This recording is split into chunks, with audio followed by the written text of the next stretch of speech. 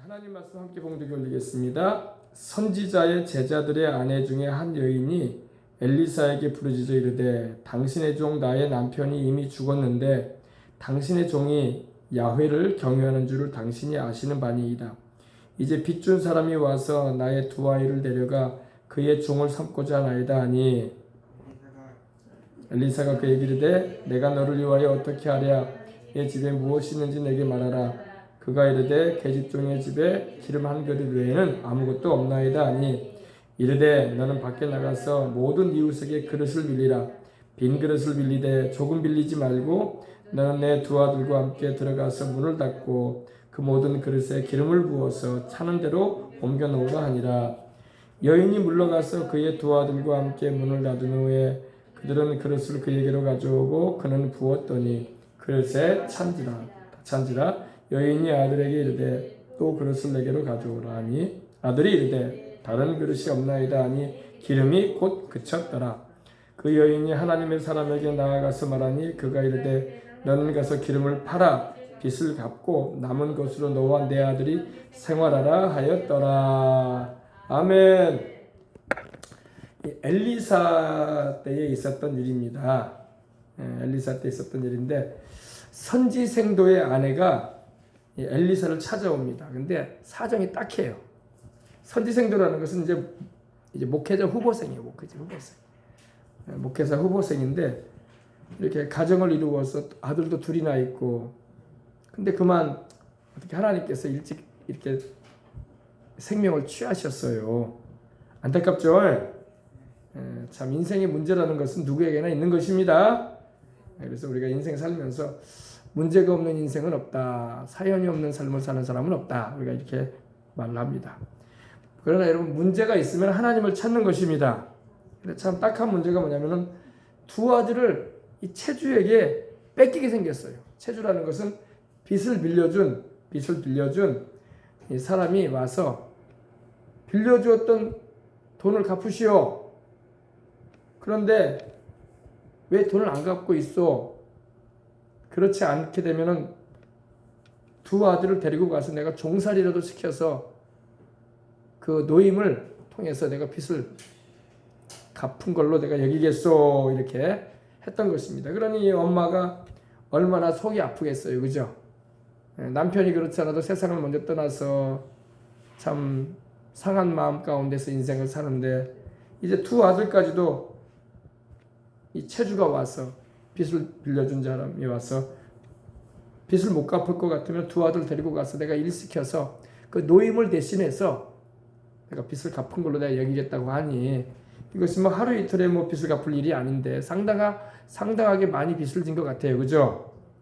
그러니까 참 너무 딱한 그런 상황이 됐습니다. 그래서 내용을 보니까 선지자의 제자들의 아내 중에 한 여인이 엘리사에게 부르짖어 이르되 당신의 종 나의 남편이 이미 죽었는데 당신의 종이 야훼를 경유하는 줄을 당신이 아시는 바니이다. 이제 빚준 사람이 와서 나의 두 아이를 데려가 그의 종을 삼고자 하나이다. 빚을 못 갚으면 이제 그 자식이 있으면 자식을 데리고 가서 일을 시키는 거예요. 그게 이스라엘의 이런 빚을 못 갚게 되면은 겪게 되는 안타까운 일들이 있습니다. 그러니 참 엘리사가 물어봅니다. 내가 너를 위해서 어떻게 해주면 좋겠냐. 그러니까 너의 집에 무엇이 있는지 내게 말해라. 그러니까 내 집에는 기름 한 그릇 외에는 아무것도 없습니다. 이러는 거예요. 기름 참 가난한 집이죠. 참 기름 한 그릇 외에는 없습니다. 지금은 뭐 여성분들도 열심히 뭐 일하면 얼마든지 이렇게 돈을 벌 수도 있고 직장도 가질 수 있지만 성경 시대에는요, 여성들이 일하는 것이 너무나 딱한 상황이었어요.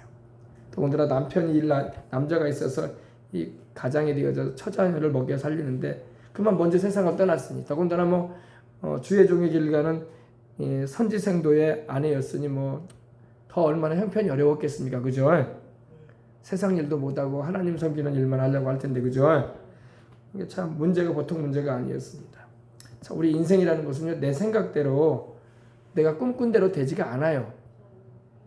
우리 믿는 사람들도 보면은요, 우리 예수님을 믿고 있어도 우리가 내가 꿈꾼 대로, 내가 바라는 대로 되주면 얼마나 좋겠어요, 그죠? 그러나 그러지 못하는 경우가 많이 있어요. 그래서 우리가 하나님을 찾는 것입니다. 이 선지생도의 아내라고 해서 남편이 이렇게 빨리 세상을 떠날 것을 꿈이라도 꿨겠습니까? 그죠?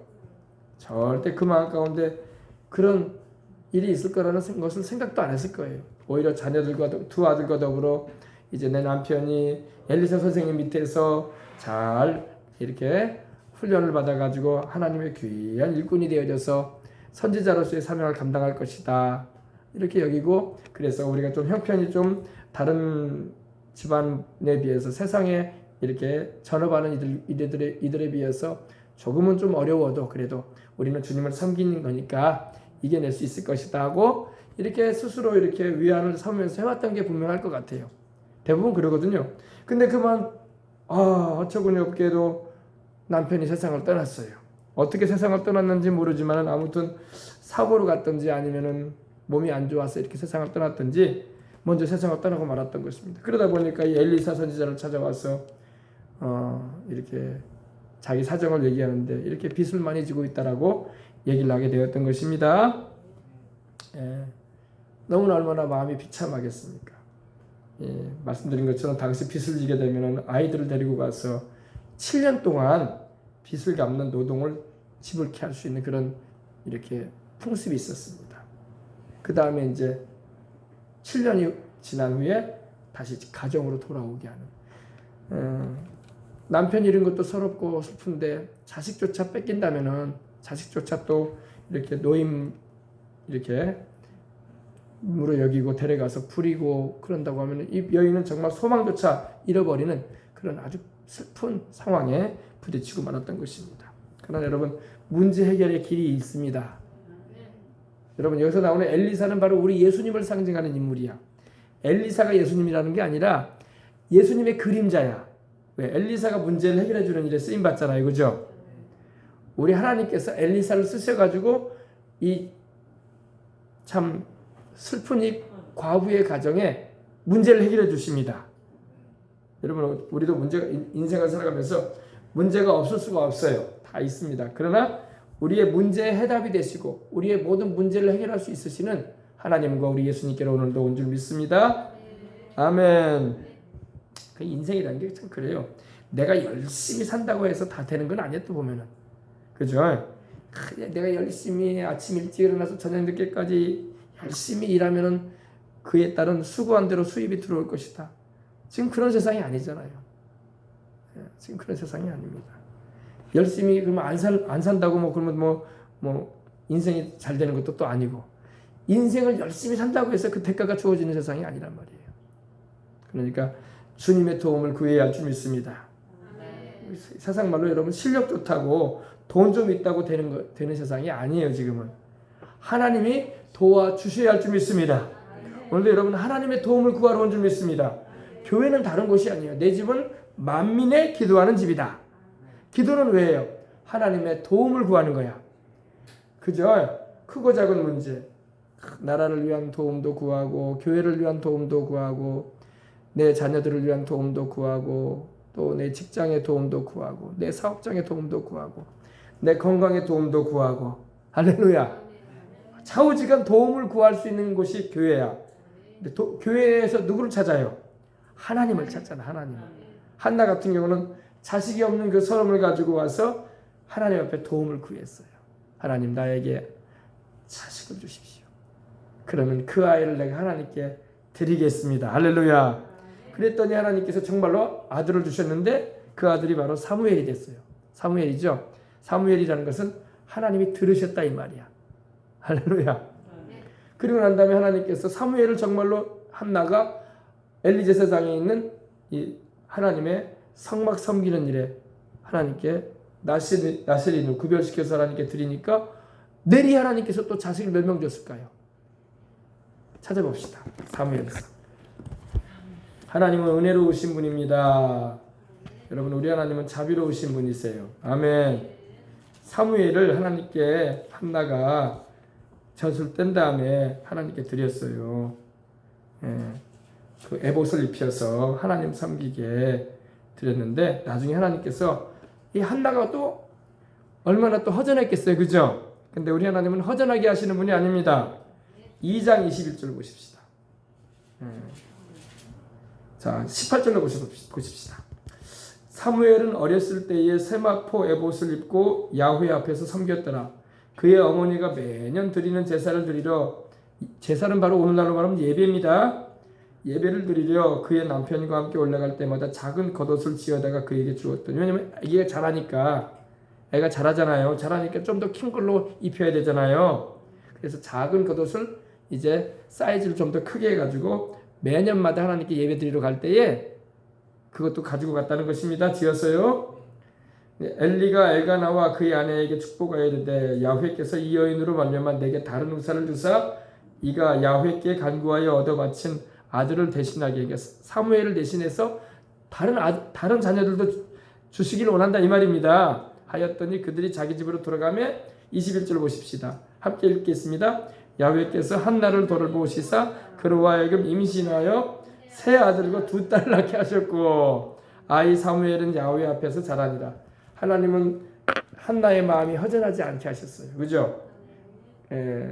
하나님께로 약속한 대로 자기 남편에게 얘기해서 사무엘을 하나님의 성전에 들여서 하나님 섬기는 일을 하게 했더니 하나님께서 한나에게 나중에 자녀를 5을 더 추가시켜 주셔. 어떻게 주셨다고요? 아들 3을 주시고 딸도 2 주시고. 여러분, 우리 하나님은 풍성하신 하나님이야. 하나님은 서운하지 않게 주셔. 할렐루야. 그죠? 여러분, 우리 하나님은 은혜로우십니다. 여러분 우리 하나님께 기도하면은 하나님이 우리의 모든 거 아셔요. 오늘 여러분 염려하지 말고 기도하시기 바랍니다. 기도를 안 하는 게 문제야. 기도가 안 되는 게 문제지. 기도만 하게 되고 기도만 잘 되면은 여러분 문제는 아무것도 아니야. 아셨어요? 기도를 안 하고 못 하니까 문제가 되는 거야. 기도하면은 문제가 아닙니다. 아멘. 우리가 예수님의 이름으로 기도하면 주님이 들으시고 내 이름으로 기도한 것을 내가 응답해 주리라고 주님 말씀하셨잖아요. 오늘도 여러분 기도하십시다. 아멘. 근데 이 엘리사 시대의 남편을 잃고 빚에 허덕이던 이 신학생의 부인입니다. 부인이 이렇게 엘리사를 찾아와서 이렇게 자기 사정을 얘기합니다. 우리도 여러분 주님께 와서 내 사정을 얘기해야 돼. 아멘. 요새는 여러분 뭐 상담을 하는데 상담이 효과가 안 돼요. 상담한다고 문제가 해결되는 게 아니라고 하나님께 말씀을 드리라고. 아멘. 그래서 여러분 한나도 와가지고 엘리 제사장하고 상담했어요? 상담 안 했어요. 엘리 제사장이 지켜봤어요. 그죠? 한나는 누굴 찾았어요? 하나님 찾았잖아요. 하나님. 하나님이 나의 인생의 생사복을 주장하시고 내 집안과 내 가정과 자식들과 또 나아가서는 이 나라 이 민족도 하나님이 다 주장하신다고. 그래서 우리는 기도하는 것입니다. 아멘. 하나님께 기도하십시다. 문제 해결의 열쇠가 어디 있냐? 바로 하나님이 하나님. 예레미야에게도 주님 말씀하셨죠. 너는 내게 부르짖으라. 내가 내게 응답하겠고 내가 알지 못하는 크고 비밀한 일을 내게 보이리라. 아멘. 크고 비밀한 일, 은밀한 일. 하나님께서 우리가 알지 못하는 숨겨져 있는 것도 하나님께서 보여주겠다고 하신 거예요. 문제 해결을 통해서. 아멘. 그래서 여러분 이제 뒤에 보면 나오지만은 이 선지자 생도의 선지 생도의 이 신학생 부인이었던 이 과부의 삶에 하나님이 기적을 베풀어 주십니다. 첫 번째 먹고 사는 문제를 해결해 주십니다. 아멘. 그리고 빚을 갚게 하십니다. 아멘. 앞으로 살아가는 미래의 일까지도 하나님께서 해결해 줘 버리십니다. 아멘.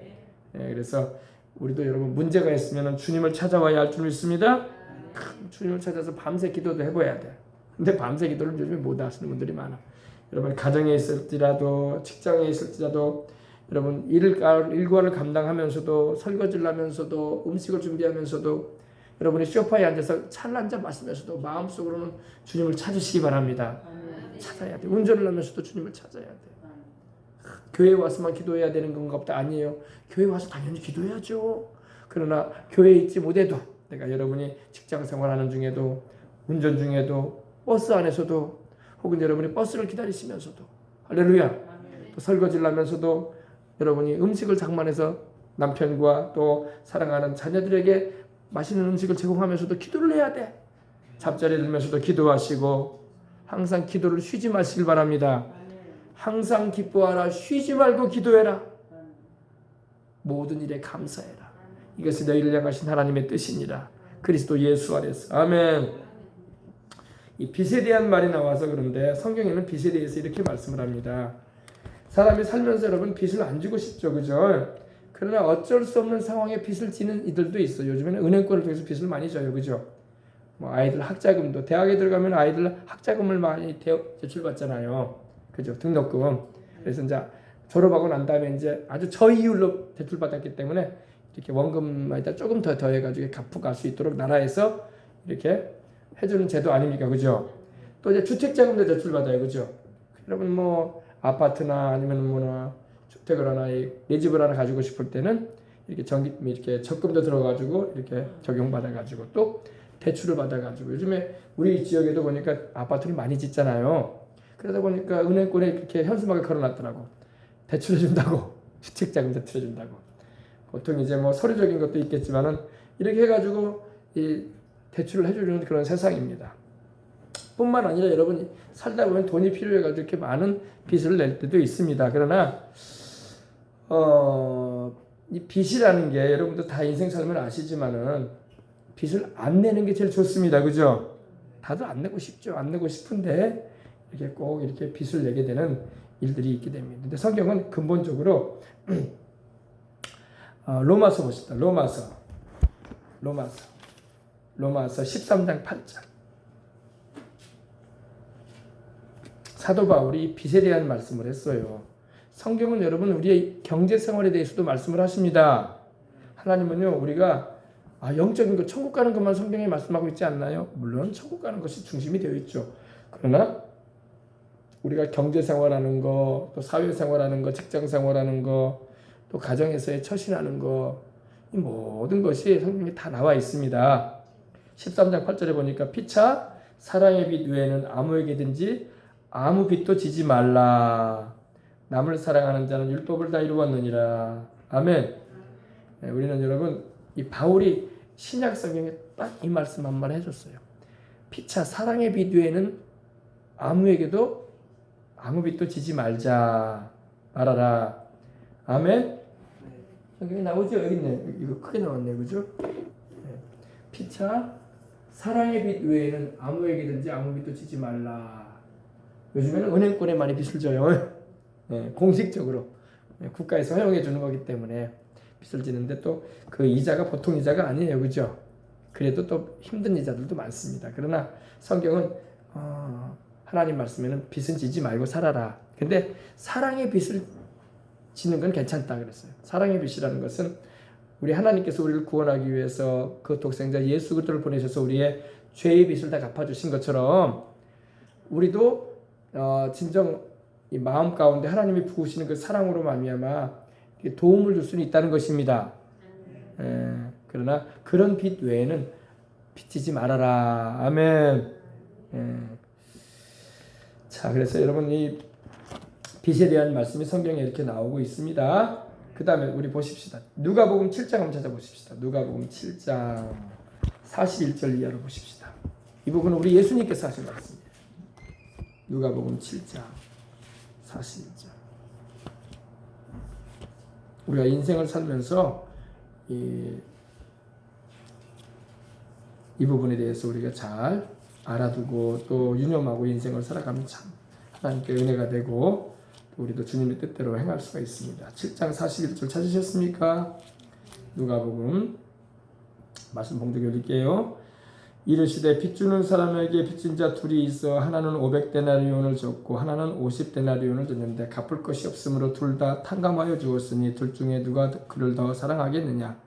시몬이 대답하여 이르되 내 생각에는 많이 탕감을 받은 자니이다. 이르시되 내 판단이 옳도다. 이거는 무슨 말씀이냐면요. 어떤 사람에게는 말씀에 있는 것처럼 500데나리온의 빚을 진 사람이 있다는 거예요. 500데나리온은 그러면 얼마냐? 보십시다. 500데나리온은 이 1데나리온은요 하루 품삯이야. 요즘 뭐 하루에 뭐 예를 들면 뭐 10만 원 받는다 아니 5만 원 받는다 하십시다. 그러면 여러분 상당히 많은 금액이죠.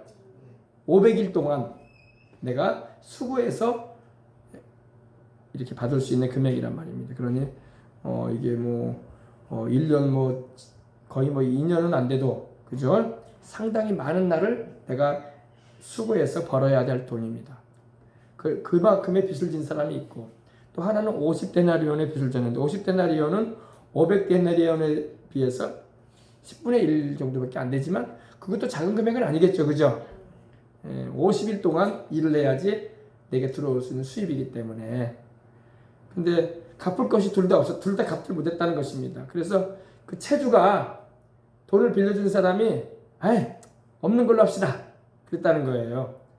왜? 갚을 것이 없어 보이고 불쌍하니까 그럼 없는 걸로 합시다. 500데나리온 빚진 사람도 내가 탕감해 주겠습니다. 당신 빚 안 진 걸로 여기십시오. 그래서 그 빚진 증서를 자기가 쫙 찢어버렸어. 주인이. 당신은 빚 안 졌습니다. 이제. 그리고 50데나리온 빚진 사람도 딱 찢어버렸어요. 근데 주님이 이제 하신 말씀은 둘 다 이렇게 탕감을 해줬는데 그 채주가 둘 중에 누구를 더 사랑하느냐 이렇게 물어보신 거야. 누굴 더 사랑한 거예요? 500데나리온 빚진 사람을 더 사랑한 거죠. 그래 안 그래요? 이건 이제 예수님께서 하신 말씀인데 이건 용서에 대한 말씀, 용서에 대한 말씀. 여러분 우리가 하나님 앞에서 큰 죄를 짓고 살아온 사람도 있고 또 다 죄인이죠. 너나 할 것 없이 다 죄인입니다. 그러나 덜 죄인인 사람도 있을 것이고 좀 더 죄인인 사람도 있을 거예요. 그죠?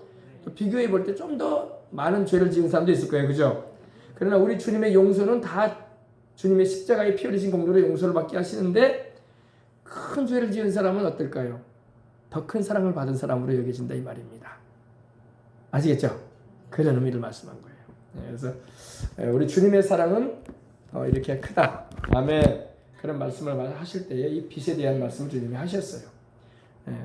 그러나 세상을 살다고 하는 여러분 참 빚이라는 게 사람을 힘들게 하는 경우가 있어요. 오늘도 이 선지생도의 아내가 빚을 짐으로 인해서 얼마나 인생이 비참해지고 힘들어졌습니까? 그죠? 우리 여러분 빚을 안 지고 살아야 할 줄 믿습니다. 또 이렇게 보면요, 이렇게 사회생활을 하거나 직장생활 하다 보면 이게 돈을 꾸어달라는 그런 메시지를 하는 이들이 있어가지고 이렇게 마지못해서 꾸어줄 때가 있어요. 근데 보면 큰 금액을 이렇게 꾸어주거나 그럴 수도 있는데 성경은 우리 믿는 이들은 물론 우리가 주님 안에서 다 사랑하고 또한 친절하고 진실하게 대해줘야 되지만 이 물질 문제에 있어서는 우리가 시험에 들지 않도록 주의할 필요가 있습니다. 왜냐하면 사람이 속이는 게 아니라 돈이 사람을 속여요. 그래 안 그래요? 그렇죠. 그래서 큰 교회들도 그렇고 큰 교회들 예전에 우리 조영기 목사님도 그렇고 이영훈 목사님도 그렇고 여도순 목사님께서 제가 보면은요 신앙생활 때 보면은 그런 말씀을 가끔 하셨어요.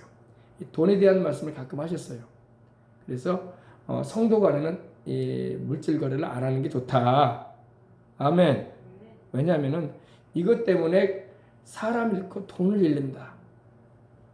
무슨 말씀인지 알겠죠? 그것 때문에 사람 간의 믿음이 상실되어지고 그로 인해서 시험 들어서 교회를 떠나게 되는 경우가 많이 생긴다. 그래서 좀 마음이 서운한 감이 있어도 성도 간에는 서로 간의 물질 거래는 안 하는 것이 좋다. 이렇게 말씀하시는 것을 많이 내가 들은 적이 있습니다. 여러분들도 그걸 감안하시길 바랍니다. 그래서 우리가 이렇게 빚을 안 지고 살 수 있도록 해야 되고 굳이 필요하다면 나라에서 제공해주는 그런 방면으로 좀 할 수는 있겠지만은 이렇게 성도 간에는 물질 거래는 안 하시는 게 좋습니다. 할렐루야. 아시겠죠? 그렇습니다. 그래서 이 빚에 대한 말씀이 나왔기 때문에 여러분에게 그 부분에 대해서 말씀을 드립니다. 자, 그 다음에 보십시다. 그래서 이제 이 여인이 기름병을 이제 엘리사가 빌려오라고 합니다. 너는 밖에 나가서 모든 이웃에게 그릇을 빌리라. 여기서도 빌리라고 하네요. 그죠? 빌리라. 빈 그릇을 빌리되 조금 빌리지 말고 너는 내 두 아들과 함께 들어가서 문을 닫고 그 모든 그릇에 기름을 부어서 차는 대로 옮겨 놓으라. 보니까 문제를 지금 누가 해결해 주는 거예요? 하나님 해결해 주시죠. 하나님 해결해 주십니다. 문제가 생기면 여러분 낙심하지 말아야 돼요. 지금 이 과부는요, 지금 선지생도의 이 신학생 부인은요, 지금 너무 절망했어요. 너무 절망하고 이제 내 두 아들 뺏기게 생겼다. 어떻게 하면 좋냐라는 그런 심령에 지금 너무나 낙심이 되고 너무나 절망감을 느끼는 가운데 엘리사를 찾아갔던 것입니다. 근데 우리 주님께서 그로 하여금 살아갈 수 있는 길을 열어주시는 겁니다. 생계도 돌봐주시고 빚도 갚을 수 있는 길, 그리고 사랑하는 두 아들과 더불어 살아갈 수 있는 길에 대해서 이제 하나님께서 역사하시는 걸 볼 수가 있습니다. 아멘. 우선 여러분 이 여인이 여러분 엘리사를 찾아온 것은 우리 주님을 찾는 거예요. 다시 말씀드리는데 여러분 우리를 돕기 위해서 주의 성령이 와 계셔요. 성령이 어디 계십니까? 여러분 안에 계시잖아요. 성령이 누구세요? 전능하신 하나님이시잖아요. 우리의 모든 사정을 아시는 하나님이십니다. 우리를 돕기 위해서 와 계시고 성령은 우리의 기도 사역만 돕기 위해서 와 계신 게 아니라 우리의 신앙만 돕기 위해서 와 계신 게 아니라 우리의 물질 문제도 도와주신다고. 아멘. 그래서 여러분 간절하게 전능하신 성령님, 우리의 경제 생활을 다 주장하시고 도우실 수 있으신 성령님께 기도하시기 바랍니다. 성령께서 우리를 돕기 위해서 와 계셔요. 그래서 기도하면은 하나님이 때를 따라 역사하시는 은혜로 말미암아 채워주시는 역사가 임하는 것입니다. 아멘. 주님을 찾으시고 또 성령 충만의 은혜를 입고 간구하시길 바랍니다. 아멘. 그러면은 우리를 돕기 위해서 또 우리 주님께서 하늘 보좌에 앉으셔서 아버지 우편에서 기도해 주시기 때문에 우리의 문제들이 차츰차츰 신속하게 해결되기도 하지만 차분차분히 해결되어지는 역사를 볼 수가 있는 것입니다. 하나님이 해결하실 때는요 기적적으로 해결하실 때도 있어요. 그러나 보면 좀 시간을 두셔야 하나님께서 찬찬히 시간을 두면서 해결해 가실 때도 있습니다. 우리는 단번에 하나님이 해결하시는 것을 우리는 기적이라고 그래요. 기적. 병고침도 그래요. 병고침도요 하나님께 간절한 마음으로 기도할 때 기도하는 그 순간에 나아버린 경우가 있어. 그거는 우리는 기적이라고 그래요. 기적. 아멘. 그건 기적이라죠. 기적. 그러나 하나님은 또 찬찬히 시간을 두고 낫게 하시기도 하세요.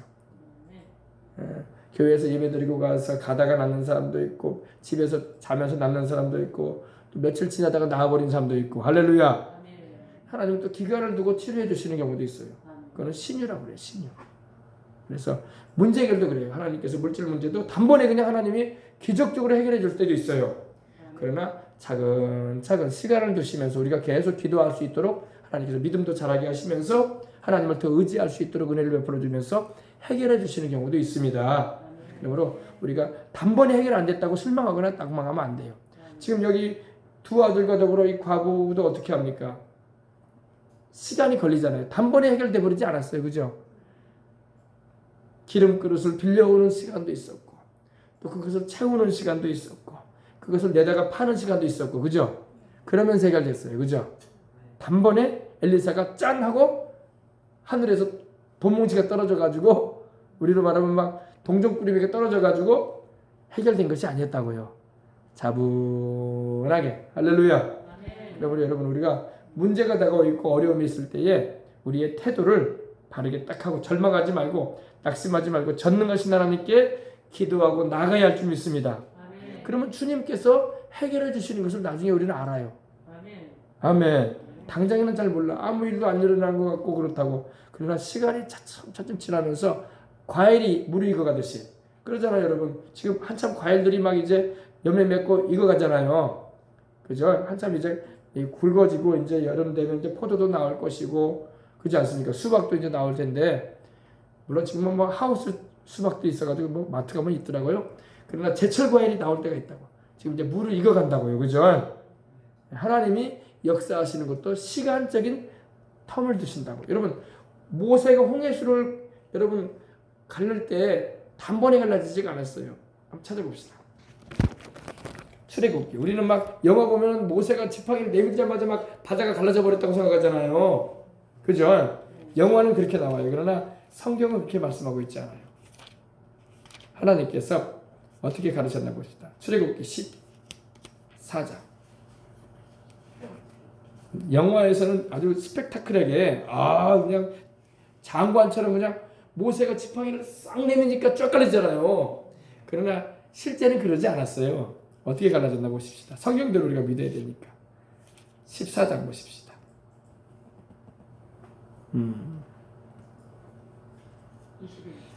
네, 14장 21절. 모세가 바다 위로 손을 내밀었어요. 그죠? 근데 야훼께서 큰 동풍은 바로 이 동쪽에서 그러니까 이스라엘의 동쪽이 어디냐면은 사우디아라비아 그쪽이에요. 이란 이라크 그쪽. 동쪽 그 뜨거운 그 동쪽에서 동풍이 밤새도록 바닷물을 물러가게 하셨다고 했어요. 그죠? 단번에 갈라진 게 아니라 밤새도록. 아멘. 이해되십니까? 하나님의 역사가 단번에 임하기도 하지만 계속적으로 임한단 말이야. 계속적으로. 하나님은 전능하셔서 단번에도 할 수 있어요. 단번에도 하나님은 요단강을 갈라내시고 할렐루야. 이스라엘 백성들로 하여금 가나안에 들어가기도 하실 수 그렇게 하셨었어요. 그러나 하나님은 홍해수를 가를 때는 밤새도록 동풍은 뜨거운 바람이에요. 뜨거운 바람을 계속 불게 하셔가지고 바다가 갈라지게 하셨어. 아멘. 그래서 바닷물을 물러가게 하시니 물이 갈라져 바다가 마른 땅이 된지라. 그래서 이스라엘 자손이 바다 가운데를 육지로 걸어가고 물은 그들의 좌우의 벽이 되니. 하나님이 이렇게 하셨어. 그러므로 하나님의 역사가 급작스럽게 빠르게 임하는 것은, 순간적으로 임하는 것은 기적이죠. 그리고 하나님께서 이렇게 시간을 두시고 계속 하나님께서 일하시는 모습을 보여주신 거예요. 그래서 이스라엘 백성들이 하나님께서 뜨거운 동풍을, 더운 바람을 불어오게 하셔가지고 밤새도록 이렇게 바다를 갈라내시는구나. 그래서 그 더운 바람이 그 바닥조차, 우리로 말하면 갯벌이겠죠. 그 바닥까지도 다 말라버리게, 그래서 마른 땅이 되게 하셨구나. 그래서 우리가 이렇게 건너게 되는구나. 이렇게 말씀하고 있는 것입니다. 그래서 여러분, 우리 하나님을 의지하시길 바랍니다. 하나님은 주를 믿고 의지하는 자에게 어떻게든지 간에 역사하시는 분이야. 아멘. 그래서 오늘도 여러분 그 믿음을 가지고 기도하시기 바랍니다. 빚에 대한 말이 나오니까 여러분 보증에 대한 말도 한번 우리 보십시다. 경제에 우리가 인생을 살면서 보증에 대한 말씀도 성경이 말씀하고 찾아봅시다. 잠언서 17장 18절. 우리가 보증을 서달라고 가까운 사람들이 말을 할 때가 있어요. 우리 직장 생활하다 보면 가까운 분이 그럴 때도 있고, 또 이렇게 우리가 무언가 하려고 할 때, 사업을 하려고 하면 돈이 많이 필요하기 때문에 은행권을 통해서 이렇게 융자를 받을 때 보증을 필요로 할 때가 있습니다. 그러나 성경은 보증에 대해서 뭐라고 말씀하나 보십시다. 이 말씀도 우리가 알아둬야지, 그렇구나 하고 우리가 지혜롭게 인생을 살아갈 수가 있는 것입니다. 17장 18절 찾으셨으면 우리 한번 보십시다. 자, 찾으셨어요? 지혜 없는 자는 남의 손을 잡고 그의 이웃 앞에서 보증이 되느니라. 누가요? 지혜롭지 않으면 남의 손을 잡아주고 그의 이웃 앞에서 보증이 되어준다는 것입니다. 보증이라는 게 뭐예요? 쉽게 말하면 내가 책임져 준다 이거야. 이 사람이 이 돈 못 갚으면 내가 갚아주겠다 이 말입니다. 그러니까 여러분, 우리는 지혜 있는 사람이 되시길 바랍니다. 괜히 여러분 남의 손 잡고 보증되지 마시길 바랍니다. 그러면 성경은, 목사님 그러면 성경에 보증되지 말라는 말이 어디 있어요? 찾아보십시다. 22장 26절. 잠언서 22장 26절. 이건 제 말이 아니라 하나님 말씀이니까 성령님의 감동을 받은 솔로몬이 이 지혜의 잠언서를 기록하면서 우리에게 하나님께서 가르쳐 주시는 거예요. 다 찾으셨어요? 22장 26절 우리 함께 봉독에 올리겠습니다. 너는 사람과 더불어 손을 잡지 말며 남의 빚에 보증을 서지 말라. 이거 누구 말이에요? 성경에 나오네요. 보십시다. 너는 26절이죠? 너는 사람으로 더불어 손을 잡지 말며 남의 빚에 보증이 되지 말라. 만일 갚을 것이 없으면 네 누운 침상도 빼앗길 것이다. 네가 어찌 그리하겠느냐. 그러지 말라는 겁니다. 아셨죠? 우리가 신앙생활할 때에 우리가 직장 생활하거나 또 여러분이 뭐 가까운 사람들이 있다 할지라도 이런 부분에 있어서는 조심하고 사시길 바랍니다. 보증한다는 게 뭐라고요? 내 이 친구가 못 갚는 건 내가 갚아주겠습니다 이거야. 여러분이 재정이 많아가지고 그럴 수 있으면 얼마나 좋겠어요. 그러나 우리가 그러지 못할 때가 많잖아요. 그때는 보증 쓰지 말라는 것입니다. 11장 15절도 보십시다.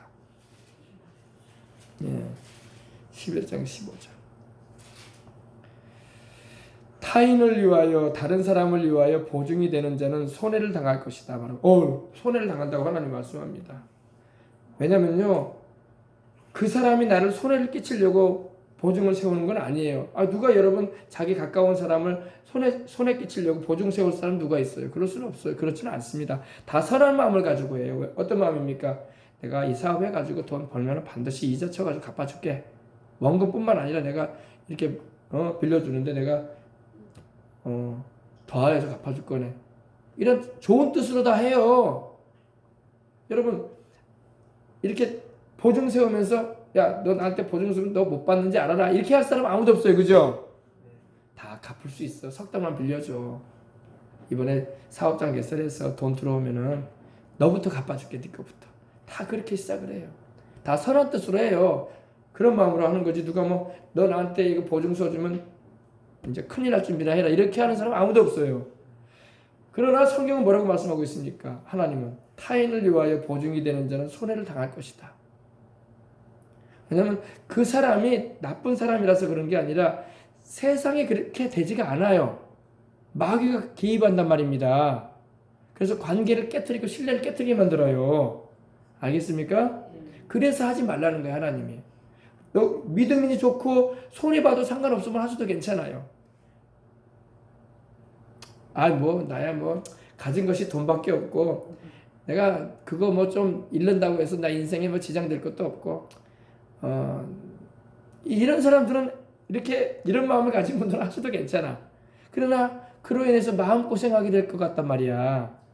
하나님이 우리 믿음도 안다고 믿음의 분량도 아시고 또 우리의 형편도 다 아시기 때문에 하지 말라는 겁니다. 아셨어요? 타인을 위하여 보증이 되는 자는 손해를 당한다고 하나님 말씀합니다. 그러나 보증이 되기를 싫어하는 자는 뭐한다? 평안할 거다. 그래서 여러분 인생 살아가면서 이런 경우가 있거든. 항상 주의를 기울이고 분별하시기 바랍니다. 27장 13절로 보십시다. 계속 하나님은 솔로몬을 통해서 보증에 대해서 말씀해요.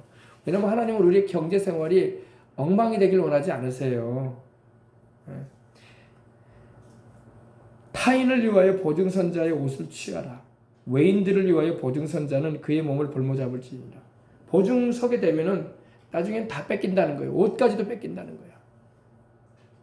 뺏기고 싶어서 뺏기는 게 아니라 그런 상황으로 돌아갈 수 있다는 것입니다. 아셨어요? 왜 성경은 보증 서지 말라고 합니까? 여기 답이 나와 있죠. 타인을 위해 보증을 서는 경우는 빚을 진 사람이 갚지 못한다면 보증 선 사람이 그에 대한 책임을 져야 되기 때문에 그래요. 그리고 보증을 선 책임을 지느라 재산을 다 잃어버리면 어떤 사람 그래서 막 재산 다 잃어버린 사람이 얼마나 많은지 몰라. 그리고 가족도 못 돌봐. 자기 처자식도 못 돌봐야 나중에는요. 빚 갚느라고 그 사람 빚 갚아주느라고 집 날라가고 재산 날라가고 통장계좌 다 날라가요. 물건까지 다 차압당해. 그리고 자식도 못 돌본다니까. 처자식도요. 그러면 처자식을 못 돌보는 게 하나님의 뜻이에요, 아니에요? 바울은 말합니다. 디모데서 5장 8절 보면요. 자기 가족을 돌보라고 말하고 있어요. 자기 가족도 못 돌보면서 뭔 남한테 뭔 그렇게 한다고 합니까? 하나님은 자기 가족도 돌보라고 말하고 있습니다. 아시겠습니까? 그래서 우리 예수님 믿는 사람들은 하나님과 가족 앞에서 자기 소유를 성실히 잘 관리를 해야 돼요.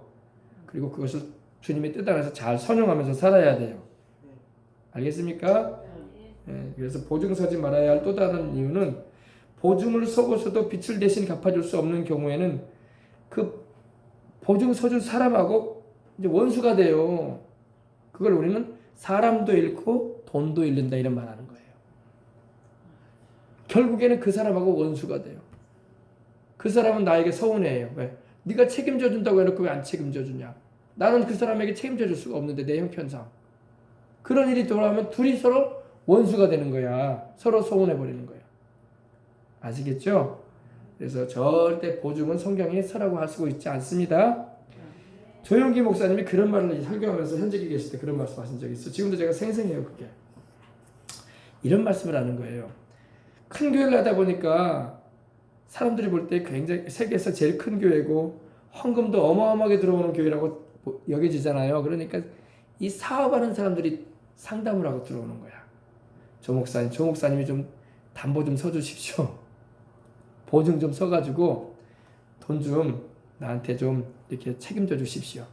그러면은 제가 11조도 잘 드리고 목사님 선교 사업하는 일에 제가 헌신하겠습니다. 아유 얼마나 좋아. 그래 안 그래요? 그러나 조 목사님 그러더라고요. 그러면서 여러분 저는 보증 안 씁니다. 이랬더라고요. 왜 안 쓰느냐? 제가 여러분